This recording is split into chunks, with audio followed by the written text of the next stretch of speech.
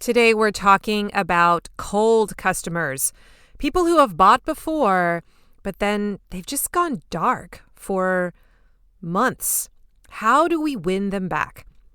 In today's episode, we're going to discuss something called a win-back campaign, which is a tool you can use a couple times a year to try to coax those non-buyers back into the fold. How do they work? Let's get started. Hey there, this is Corinna Bench, and welcome to the My Digital Farmer podcast. In today's market, it's not enough to just grow your product. You've got to know how to sell it too. Welcome to the My Digital Farmer podcast, where we reveal online marketing strategies and tips to help farmers like you get better and more confident at marketing. Learn how to find more customers, increase your sales, and build a strong brand for your farm. Let's start the show.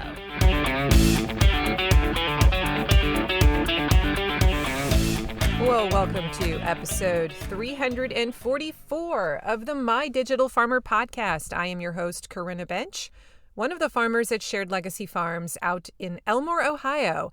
I'm also the founder of mydigitalfarmer.com, which is all about trying to help other farmers like you get more confident in your marketing and sales strategies so that you can grow a profitable business. How's everyone doing today? Welcome back to the show. Big shout out to all of my regulars. I really appreciate you. And if you're new to the podcast and you're checking me out for the first time, so glad you're here today. I hope you find this valuable. Make sure that you subscribe to the podcast. And check out my first 10 episodes. I designed them to be an on-ramp into the marketing lingo. So if you feel like you're a little green and you're not understanding some of the concepts we're throwing around in today's episode, go back and listen to those. It's a really good foundation. Another place you can go is to subscribe to my email newsletter, because when you do, I'm going to send you an email about every 4 or 5 days for several months.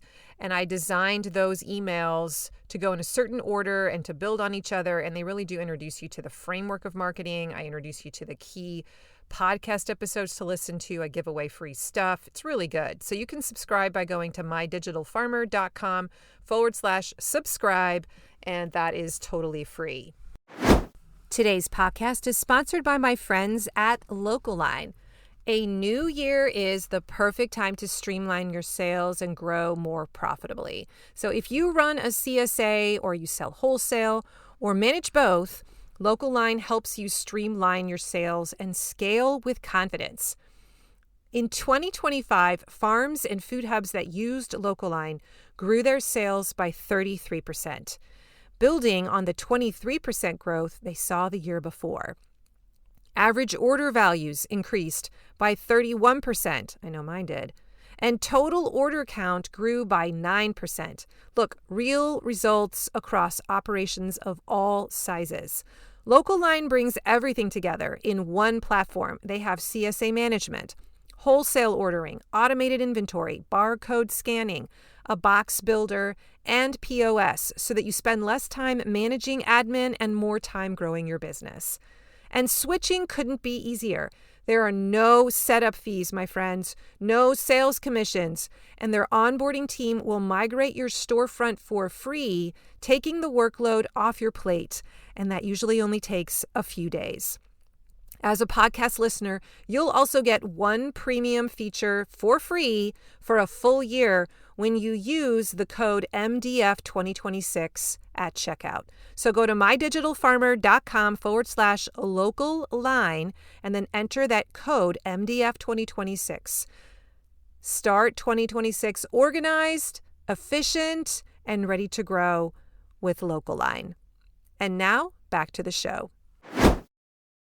Well, if you could see me right now, you'd be laughing. I am in my church's parking lot in my car at 6 o'clock at night. It's dark. I'm under a giant light in the parking lot so that I can see my notes. My son's at youth group tonight at church, and he's really nervous about it. It's his second time going. We're trying to get him involved in that. And so I'm really excited that he said yes, and he's in there right now. So I have 2 hours to tool around, and first I was going to go shopping, but then I decided, no, I'm going to do this podcast and take care of that. I had a lot of energy for it. I have a really good topic today that I'm excited about. So picture me right now in my Honda Accord in the front seat, holding my microphone up to my face, and my laptop's over in the passenger seat. I'm staring at the waveform audio right now as I'm talking. And anybody who walks by me right now in the parking lot is probably like, who is that lady and what is she doing? But it's dark and there's no one here. So hopefully it's all good.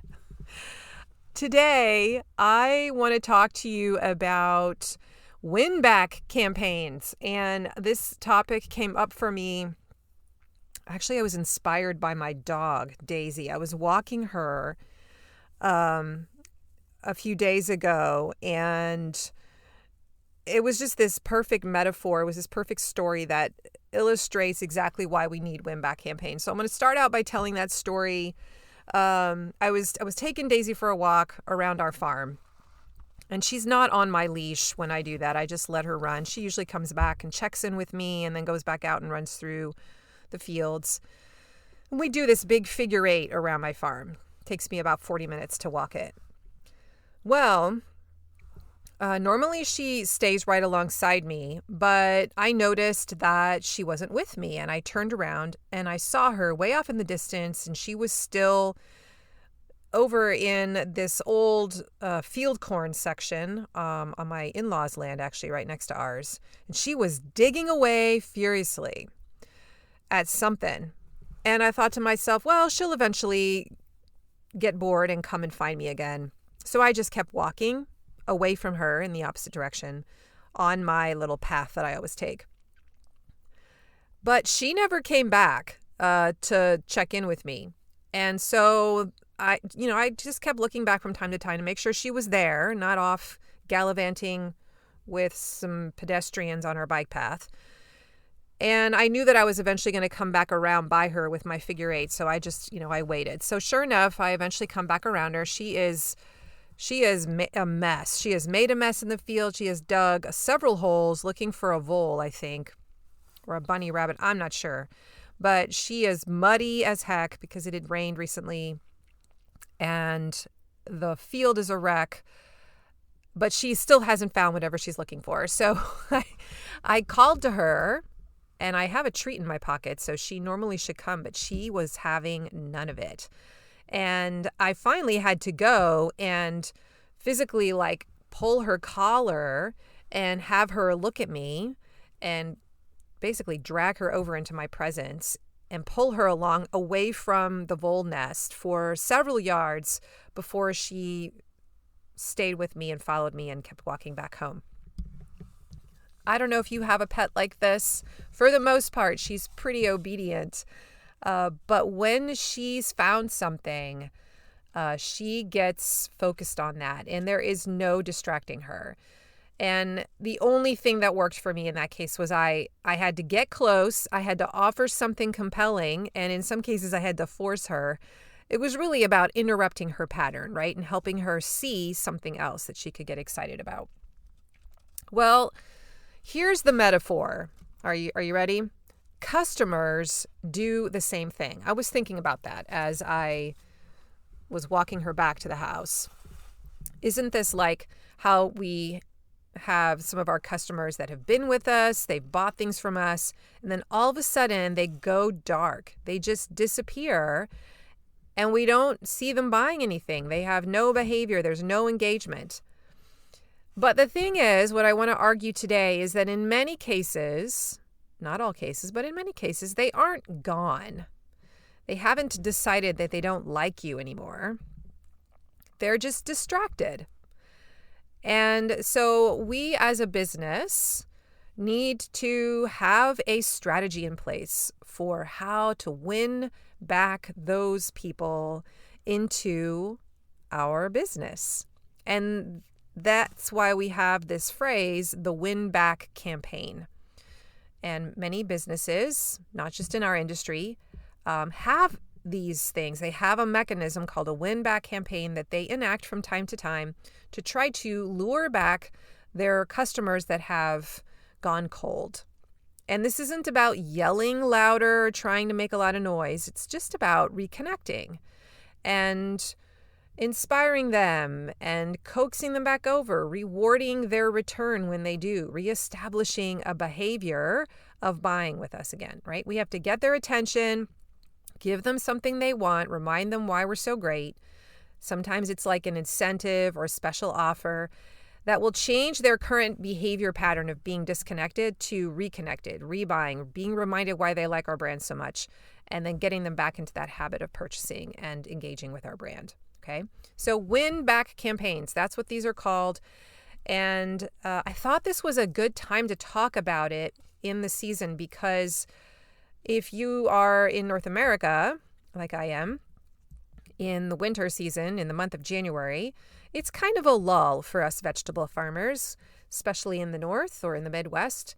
And this is kind of the time when I typically look at who are my customers that have gone cold. And do I want to try and win back some of them? Do I want to try and check in with them and see, hey, do you still even want to be on my list? Have you moved away? Like, what's going on? And I have a particular mechanism in place that I trigger usually twice a year to try and pull these cold subscribers and cold customers back into the fold. So I want to teach you what a win-back campaign is. How do you define a cold customer, and why do customers go cold? It's sort of a little bit of a mindset reframe for us, why it's worth going after them, and then how we actually get them to come back. How do we deliver a win-back offer? What kind of offers do well? How do we communicate that offer? And how do we actually make it happen? What's the step-by-step? Now, just so you know, this is going to be an overview training, but I have a more detailed step-by-step project inside of Farm Marketing School starting early February. It will be inside of there. So if you're a member of Farm Marketing School, just know that that is a project you can go take, watch the lesson, and then there's a project planner, there's templates to make it really fast and easy, step-by-step, so you know exactly how to build it and put it into position in your farm business. So just look for that one starting February 1st inside of Farm Marketing School. If you want more information about FMS and how to join my community, go to mydigitalfarmer.com/FMS. Let's talk about some of the reasons why a customer might go cold on you. And you really should not take this personally. There's kind of 4 different categories. Number 1, it could just be like life reasons, things like busy season at work, or they have health issues. I'm raising my hand here. I know that happened to me. Family changes, or maybe someone's going through a divorce, or there's a financial tightening of the belt. And even just travel or schedule shifts in their work, and they're not able to partake of your product as much. It just isn't worth it for them right now in this season. So that's kind of category 1. That has nothing to do with you. They probably still love your product. Category 2 might be timing or seasonality mismatches. So they like you, but just not right now for some reason. Or maybe the CSA didn't fit that year. I have a handful of customers every year that tell me this in advance, like, hey, it's just don't take this personally, but I'm traveling a ton. It doesn't make sense for me. Maybe their freezer is still full and they just aren't interested yet, right? They bought in bulk. It hasn't run out yet. Category C is just an attention drift. Maybe their inbox is overloaded, or the algorithm changes and they're not seeing your emails. So they still like you, but they just have stopped seeing you. Your brand isn't getting in front of their eyes anymore. And you have slipped out of their weekly rhythm, and you just need to somehow get in front of them again and remind them how amazing you are. And then, of course, there's the offer misalignment. So this is where they still like you, but they just don't like this particular product or offer that you seem to be all about right now. Or maybe chicken buyers don't want beef, or a la carte buyers just don't want to be in your CSA, right? They want something different now. So there's all kinds of reasons why a person might have stopped engaging with you. Now, of course, there is the possibility that they don't want to be your customer anymore. They've just decided for whatever reason they don't really like your brand. But you know what? I really think that's a small percentage of the case. Usually it's one of the other 4 categories. So let's not immediately leap to this, scarcity mindset of like, oh, I'm terrible. Nobody likes me. I'm not worth it. I don't want to ask. How embarrassing, right? No, it could be something else. So silence doesn't mean they're dissatisfied. Silence just maybe means there's not the right trigger, right? Not the right offer. So what we need to do next is figure out how to get them back. All right. And what the win back campaigns usually are about is, number one, creating a win back offer. Now, you've heard me talk a lot about offers on the podcast before, right? Offers are just you figuring out what somebody wants and then building a package around it, or building your product or talking about your product in such a way that it's speaking to a person's pain point or problem, and it gets them to that point where they're like, I want that thing. And you're pricing it the right way, and the value that you deliver is right. It's just this beautiful transaction. Okay. There's all kinds of different offers. There's gateway offers. There's upsell offers. There's cross-sell offers. There's signature offers. There's bundled offers. You name it. And offers happen at certain times. Like the offer for your signature offer might be timed at a certain time of the year for a particular audience based on a particular motivation. And that offer isn't going to work for somebody in a completely different place in the sales funnel, right? So we have to learn how to create offers for different occasions and different seasons in a customer's journey through our sales funnel. A win-back offer is a special offer for a special type of customer who has been gone for a long time, so we build it a certain way just for them, okay? So this is a targeted special offer designed only for inactive buyers. This is not meant to be for everyone on your list. And it's meant to restart behavior. It is not about maximizing your margin. I'm going to say that again. You may actually take a hit in terms of your profit margin, but this is meant to restart buying behavior, not maximize your margin. The reason why this is important to remember is that we make our money, big picture, on the customer's lifetime value, the total amount of money they spend in their lifetime with us. So sometimes that means it's okay to take a little bit of hit on a profit margin in order to get them back into our buying circle so they get back into that behavior of buying more frequently and getting back to that customer lifetime value. So a win-back offer is not a discount that's blasted out to everyone. It is not a desperate sale. It is not a long email explaining everything in the world. It's usually pretty short. The core characteristics of a strong win-back offer are going to be low friction, so it's an easy yes. When the customer reads it, they're like, oh my gosh, yeah, I totally want that. There's a clear deadline, so it's not an open-ended offer. You say you've got 7 days or 48 hours or 2 weeks, whatever you want. It's very specific, and it feels personal and intentional. Like you've noticed that they haven't been around and you kind of miss them, right? There's just this emotional tug. It feels personal, and it's an intentional push. So I want you to think back to my little story about Daisy, my dog. I didn't wave the treat way back from my house, right? I had to walk back into her field of vision and meet her where she was. And actually, frankly, I had to pull her collar a little bit and say, look at me, and get her eyes on me again before she was willing to listen and see my offer for her. And it's a little bit like that. We have to actually do a little bit of legwork, get intentional, get personal, go into their space, go find them, go after them, meet them where they are, and give them something, dangle something in front of them that they want. Now, what are some win-back offer examples that farms have used? So I'm just going to give you a few.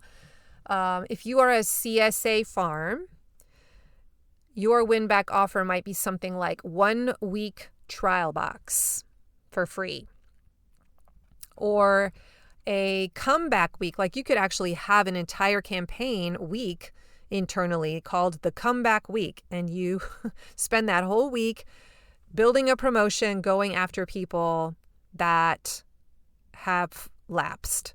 And you can call it the comeback week for them, okay? A $20 credit toward add-ons, or a bonus item pickup when they sign up again. That might be some examples of what your win-back offer could be. For a meat producer, maybe it's a free pack of some kind of cut of meat with X amount of money that you've spent on your order. It could be a curated back-in-stock bundle, and you have a limited reactivation window where you offer this, okay? If you do some kind of online farm store, it could be credit instead of a discount. So store credit, it could be a free pickup bonus when they buy their next XYZ. You could even tell them what to buy. Like it has to be this item, or you could give them freedom of reign, or you could say within this category. It could be a loyalty restart incentive, however you want to word it. Okay, so what I want you to do, if you're going to take this seriously, is come up with a win-back offer that is right for you, that fits your farm, and that is irresistible for this kind of a client. And maybe you don't get it right the first time. You'll study the metrics. I'll walk you through the rest of this process here, but one of the things you'll do at the end is see, well, did it work? How many people actually came back?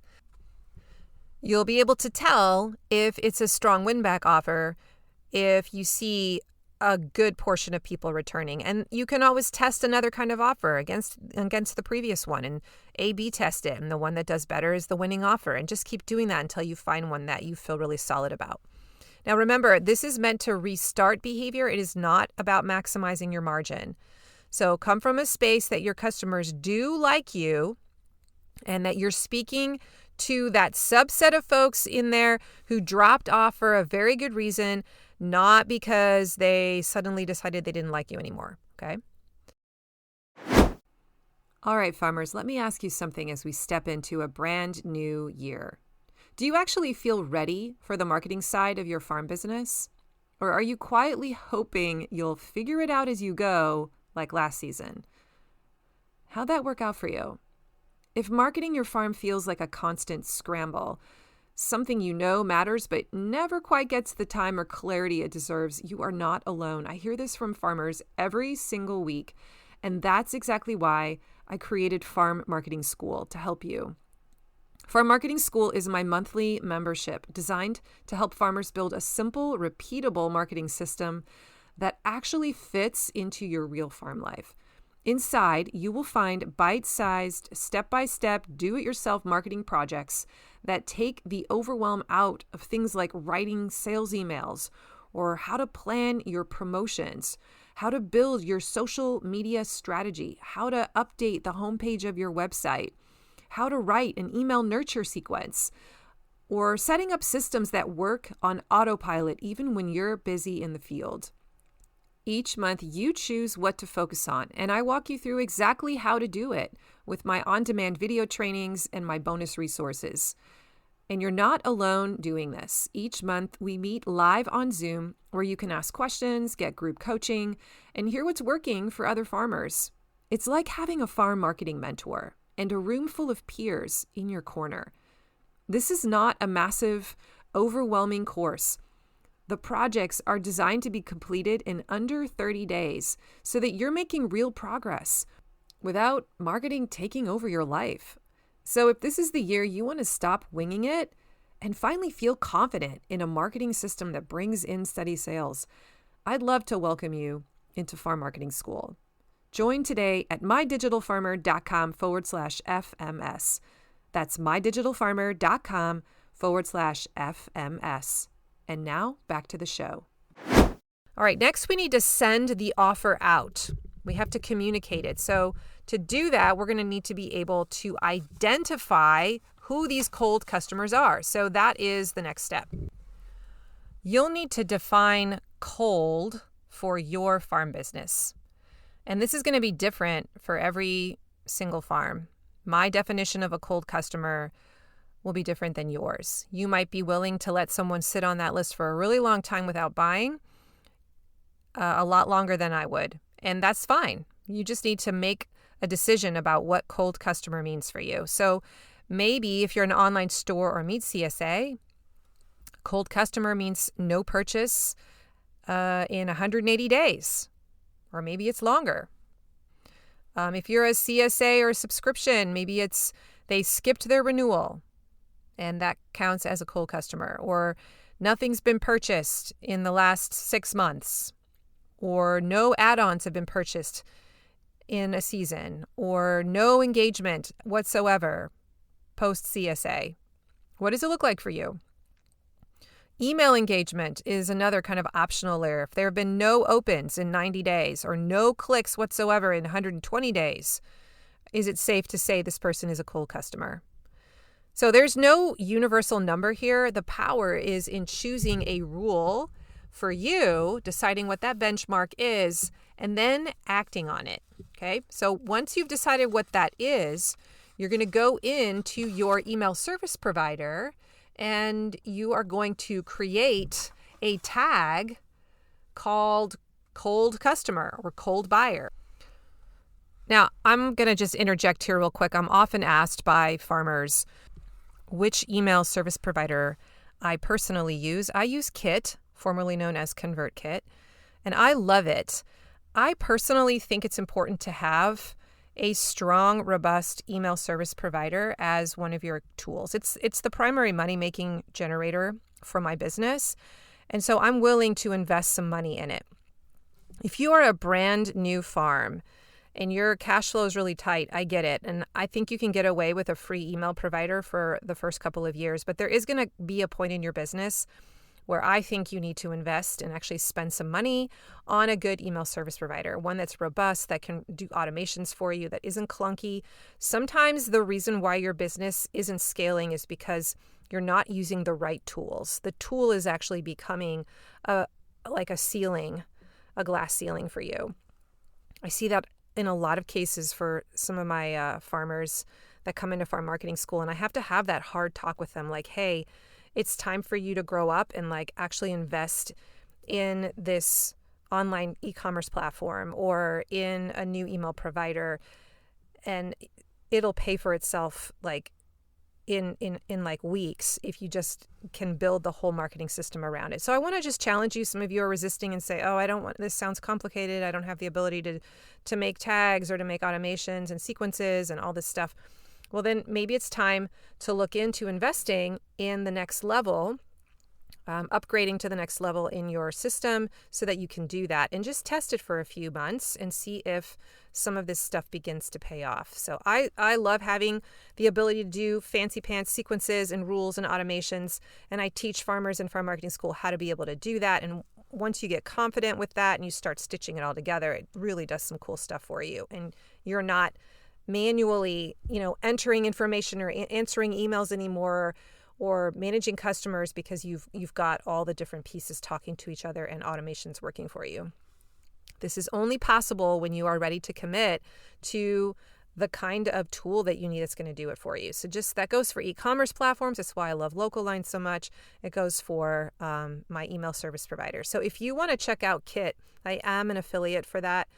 You can go to mydigitalfarmer.com/kit and I get a small commission. Thank you very much if you decide to check that out. Okay, so once we have identified who our cold clients are, then we have to actually go into our email service provider, whichever one it is, and create a tag called cold buyer. You could also label it inactive 90 or former CSA or CSA non-renewed, or no purchase since X. And once you've created that tag, you'll have to add the tag to those clients. That may mean you have to download the CSV file of those clients. And then as you do so, you'll assign the tag to them, right? So that's kind of step one. And then step two is you have to trigger the win back campaign. So this is where you send a manual broadcast to the people who have that tag. You're only sending it to the people with that tag. I want to be clear about that. It's not to your whole list. And I have an example inside of Farm Marketing School of what that manual broadcast could say. You could literally go and just copy it from the template and make it your own. Or you could throw it into ChatGPT and ask it to use your voice and make it sound like it comes from you, okay, using your product. Another option to trigger the campaign after the manual broadcast, you can wait like a few months, and then you can create a 3-part automated email sequence that goes to people with that tag. And it would be 3 different emails stitched back to back over the course of, 10 days. Those 3 emails get sent out to anyone who still has that tag to keep kind of pushing the button and coaxing them to take action. And if they haven't taken action after that automated sequence goes through, then you can once again make a decision, do I want to keep these people on the list or not? So I'll drop that very same 3-part email sequence into the project resources inside of Farm Marketing School as well, so that you don't have to think about what do I say in those. It's kind of a standard formula. It's really good. Okay, so you trigger the campaign, whether it's just that manual broadcast or you decide to do a more fancy like 3-part automated sequence. Now, I'm going to be honest. I have both. I use the 3-part automated sequence more for cleaning up my email list, like just to say, hey, do you still want to be on my list? But I use the manual one-time broadcast a couple of different times in the season to just send to the cold audience. So I use both, but you could just pick one. You don't have to do the 3-part series if you don't want to. You could send this through email, but you could also send it through SMS, which can be really powerful if permission exists from the customer to do so.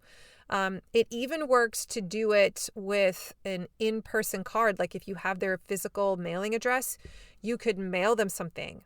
I've had that happen before with different brands where they're reaching out to me through the mail. Okay, now I want to read you a sample win-back email just to get you an idea. And this is for like a meat or chicken producer. You might have a subject line like, it's been a while. Want a little thank you from us? That could be your subject line, a curiosity building email subject line. And then here's what the body might say. Okay, just notice the different elements and the tone of this email. Hey, first name.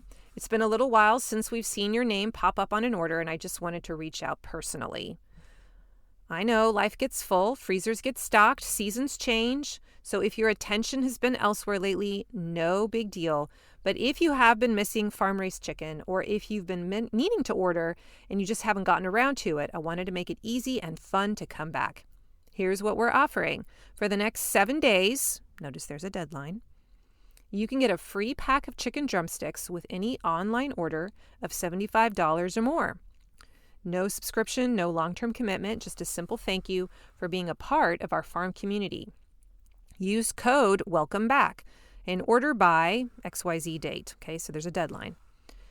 If now isn't the right time, that's okay too. And if chicken isn't really your thing anymore, but you still enjoy hearing from us, you don't need to do anything. We'll still be here. But if this feels like a good nudge, we'd love to pack an order for you again, warmly, and then your name and your farm name. Then P.S. If you're not interested in this offer, but you still want to stay on our email list, you can click here, keep me on the list. And that helps us know that you're still around, even if you're just browsing for now. Okay, so I want you to notice that there was a structure in that email. The subject line was warm. It was curiosity building. There was a tone in this email that felt very personal. And hey, I've noticed that you're gone. Like you miss them. You acknowledge the distance without making them feel guilty. There was a simple offer. There was a clear deadline. There was clear, easy action. And then there was a soft exit option in the PS. Did you notice that? There's a way for them to let you know that they're no longer interested in hearing from you. If they are in that category of like, look, I just don't want to be on your list anymore, you give them that out. That is something called a link trigger. And this is one of those examples of a cool feature that the more robust email service providers have. So Kit has the ability to set up a link trigger where if I can set up a rule and say, if somebody clicks this link and I assign it this particular link trigger, it's going to make kit.com do certain actions on that subscriber. It can be things like take off this tag or add this tag or add them to a sequence if they click that link. So in that case, if they say, I don't want to be on your list anymore, and they click that link, I don't have to do anything. Kit automatically will remove the tag from them, and then they won't be bothered anymore by your emails. Okay, so that's a pretty cool feature. Again, another reason why it pays to invest in an email provider that allows you to do things like that. Okay, so what happens after they take the bait? All right, let's assume that they read this comeback offer and they're like, yeah, I totally want to do this. And this is where I think a lot of farmers sometimes miss the boat. Not just farmers, but businesses in general that try to do this. So after they redeem the offer, you want to over-deliver on that experience. There needs to be some kind of trigger or a little yellow flag that goes off in your workflow so that you know, oh, this is a person that's been quiet for a long time and they're coming back. So I want to make sure that when I fulfill on this order, I do something a little bit extra to welcome them back into the fold. So this might be including a personal note on their invoice or slip, or a little card saying, I'm so glad to see you again. Or maybe it's a clear next step. Here's the obvious next thing that I think you would like. Or maybe it's a special tip that you share with them to help them use the thing that they've just purchased. Or it's an encouraging word. Maybe you see them in person and you pass the order off to them and you just say something to them. You notice that they've come back. All right. But giving a clear next step for the next thing to buy is often something that I see great brands doing. It's kind of part of this, they call it like the love bombing sequence after a person's been gone for a while. They get a series of emails that welcomes them back, that thanks them, that loves on them, and that gives them the next offer, like another second offer after that first one, after the win back campaign. Because what we want to do is we want to create a new behavior, a new ritual of buying with you. So you need to put the stones in the creek for them and show them here's the next thing that you should purchase. So maybe you have a second offer that's also a really good offer that encourages them to buy a second time and reestablish that ritual. Okay, let's talk about what happens if they don't take the comeback offer, because this is where a lot of farmers, I think, start to spiral a little bit. So first, I want to normalize this. Not everyone is going to come back, and that's okay. All right, a win-back campaign, it's not a magic wand. It's an invitation. And some people are going to take it. Some people won't. There's lots of different reasons why. We walked through those at the beginning of the episode. And how you respond to that tells you a lot about the health of your marketing. So here's some of the best practices if someone doesn't take the offer. And I kind of jotted down some notes here. First, don't immediately repeat it. This is not the time to send another email the next day saying, just checking in again. That starts to feel pushy. And that is what we are trying to avoid, okay? Second, let some time pass. Sometimes the offer was really good and the timing just wasn't. I'm raising my hand here. I've had that happen to me a lot. Remember, we said earlier that silence often means that there just wasn't a trigger. And that trigger might show up later. So just let some time pass. Third, you can do one final check-in later. This could be a few weeks or even months down the road. It could be something as simple and low stakes as, hey, just checking. Are you still interested in hearing from us? A one-off email, okay, with just that in it. And this is where preference signals become really important. You can actually invite people to tell you what's going on instead of just like guessing. All right. So some examples of a preference signal that you could offer. You're like, what does that mean, Corinna? You could have like actually in the email, like not interested right now, or I still want emails, or this product wasn't for me, or not interested in chicken, or I want to learn more about beef, right? And depending on what they click, that will then trigger or add tags to them so that you better know how to serve them with your communications. Because behind the scenes, clicking is engagement. If somebody's clicking in an email, not necessarily a click to purchase something, but if they're clicking in some other way, that's engagement. If someone's clicking anything, even a not right now link that tells you and your system that this person is still paying attention. So when someone clicks, they're engaged. Now, they should be removed from your cold category as a result. Even if they still don't buy, at least they're engaging with you, okay? And they just stay on your general list. You know that they're at least reading it, and they could warm up again 3, 4, or 5 months from now. That is a win, even if they didn't buy, okay? Now, if someone ignores all 3 of your emails in a win-back sequence, if you do one of those, there's like no opens, no clicks, no purchases. That's also information. Doesn't mean you failed. It means that, at least for now, this relationship is going nowhere. It is dormant. And at that point, you have a few options. You could decide, I'm going to keep them on my list anyway. And it'll make your open rates go down. It kind of, the health of your list will diminish. But maybe that's worth it for you because they may reactivate. They may come out of their season they're in a few months or in a year, and suddenly they're interested. Another option is you could move them to a low frequency list. You could mark them that way, right? Or you could mark them as a list cleanup candidate after, let's say, 6 to 12 months. I usually do after 12 months for sure. And then you clean them and take them off your list. Or as you clean them, you could put them onto a different, like Google Sheets somewhere, and just hold on to them for a while, even if they're not in your actual email service provider, and always add them back in later if you want. It's up to you. So I want to be really clear about this part. Removing someone from your list is not mean. It's not personal. It's actually respectful because you're saying, hey, I'm not going to keep showing up in your inbox if you're clearly not interested. And if they are, and they miss you, and they suddenly decide 6 months from now that they want to get back into your world, they'll go and subscribe to your list again, okay? So this is just good stewardship. If you decide to clean your list up and you've gone through all the motions and you've tried to win them back and you've done your due diligence, it's okay to let them go. That's just good stewardship of your list, of your energy. It's good stewardship of your business. So the big takeaway here is a win-back campaign isn't about forcing people to come back. It's about inviting them. It's about paying attention to their behavior instead of making up all kinds of stories in your head about what their behavior means. Okay? Clicks are information. Silence is information.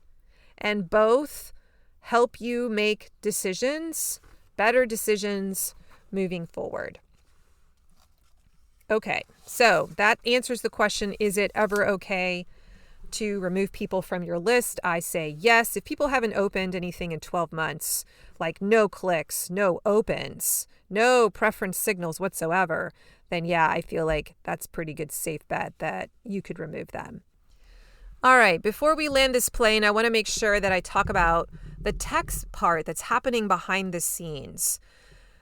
Once you send out those win-back campaign emails, if they purchase at any point, you want to make sure that you have set up the tech and the rules in your automation so that they get removed from the cold buyer tag, right? And then you want to add the reactivated tag or some other kind of tag that shows that, hey, they're okay, they're back on the list. And the reason I like adding reactivated, like putting that tag on them, is because that helps me know that at one point in time, they were cold, right? If we just take off the cold buyer tag and they got, no evidence of ever having been a cold buyer, then I'm not going to know that they were once at risk and came back. That's just good data for me to see that reactivated tag there and be like, oh, at one point they went silent, so that if it happens again, I may be like, okay, maybe this is just a pattern for them and they're going to come back around. It's just good data. So I like to always keep that tag sitting around on their account. If they purchase, you could also, as an option, trigger some kind of a post-purchase love sequence. And this is a special automated email sequence that you write in advance that only goes out to these people who have been cold, who have been lost and have come back and have been found again, and are starting to buy from you. And it's a series of emails that welcomes them back, that thanks them, that loves on them, that maybe gives them a second offer. And if you're inside of our marketing school, again, this project will actually have an example of what that kind of an email sequence could look like so that you could quickly build one if you would choose to do that. In which case you would have to create a trigger, some kind of an automation that says, hey, when someone buys, who's been on the cold buyer list, A, remove the cold buyer tag, B, add the tag reactivated, and C, trigger and add them to the post-purchase love sequence. Okay. Now, if they click on the email, but they don't buy, they don't click on the link that takes them to buy the product, but they click on any other link in that email, you want to remove the cold buyer tag, right? They're no longer at risk because they showed you through some preference signals that they're still paying attention to you. They should stay on your general list. So make sure you remove the cold buyer tag, and you can tag them with another kind of tag that indicates that they have reactivated, but they're not necessarily buying yet. And if they ignore all 3 emails, they don't take any bait, you could keep them for now on your list, or you could choose to manually move all of those people to a low frequency list, or just remove them and delete them, especially if it's been 6 to 12 months. That's something you should definitely think about. All right. Well, that's kind of the 101 of how win-back campaigns work. And I just want to go back to my dog, Daisy, right? Let's just think back. My little cutie dog who got her nose stuck in the voles and just would not pay attention to me. Look, customers they're not being disobedient. They're not saying, I don't love you anymore. Oftentimes, the reason they're not coming back and they've stopped buying is because they're just focused elsewhere. And so your job is to gently remind them, hey, I'm still here. I got this cool thing. You want to come back? So I want you to remember my dog, Daisy, the next time you see your customers who haven't bought for a while. And I want to just challenge you, instead of going to the worst case scenario and catastrophizing the future and assuming that they don't like you and there's something wrong with you, let's assume the best. Let's assume, no, there's all kinds of other good reasons for why they've lost track of my brand, why they've fallen off the radar. And I can simply invite them back with a really great offer and coax them back into my community, love on them for a while, and try to get them to return. And I can at least try it. And if they don't take the bait, then I have the option to release them. It's a very loving gesture, and it's well worth your time. Listen, you worked hard to get these people onto your list, and in many cases to start buying from you. And so for me, the ROI here, the potential ROI here, is a whole lot better than someone who's never bought from me before ever.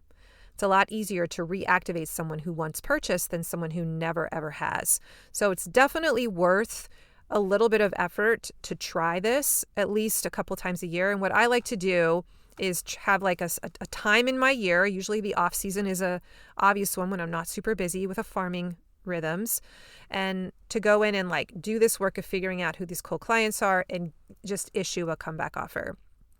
And then I try to do it one other time in the year. That's all you got to do. It's not hard. Once you build the system, you just literally repeat it every single time. I do not write a brand new comeback offer every single year. It's the same one. It's the same one, so it's not hard. And it's just a matter of like putting it in my promotion calendar. Oh, make sure you go and figure out who your cold clients are, send them that win-back email, and see what happens, right? I do that twice a year. So this is an easy thing to set in place. Like I said, if you want the step-by-step, you can get this done in a matter of days. Like I would say this is under 5 hours. Easy to get this whole thing completely set up in your tech and get the emails written, especially when you just take the templates from the project inside of our marketing school. So if you want to check that out, go to mydigitalfarmer.com/FMS. After February 1st, this project will be in there. All right. Today's show notes can be found at mydigitalfarmer.com/344. And if you liked today's episode, please leave me a rating or a review, or take a screenshot of this episode and share it with me on Instagram at @mydigitalfarmer, and I'll repost it on my stories. I just love to hear that people are listening to the show, and I would love more people to find out that it even exists. There are so many good resources on here, and a lot of this is just evergreen content that's going to be good for a very long time, even long past when I stop doing Digital Farmer. Like, this will exist forever, and you'll be able to go back and just listen to it. The same principles will hold. So let other people know it exists. Remember, if you want to get onto my email list, I have some free marketing tools and tips to send your way that are going to turn you into a marketing maven. So go to mydigitalfarmer.com/subscribe. Get on that list and soak it all in. Put it into your saved folder and just read those emails. Take action on the ones you get excited about. All right. Awesome. Well, thank you guys for joining me today. I'm still in the parking lot. I'll be here for another 30 minutes.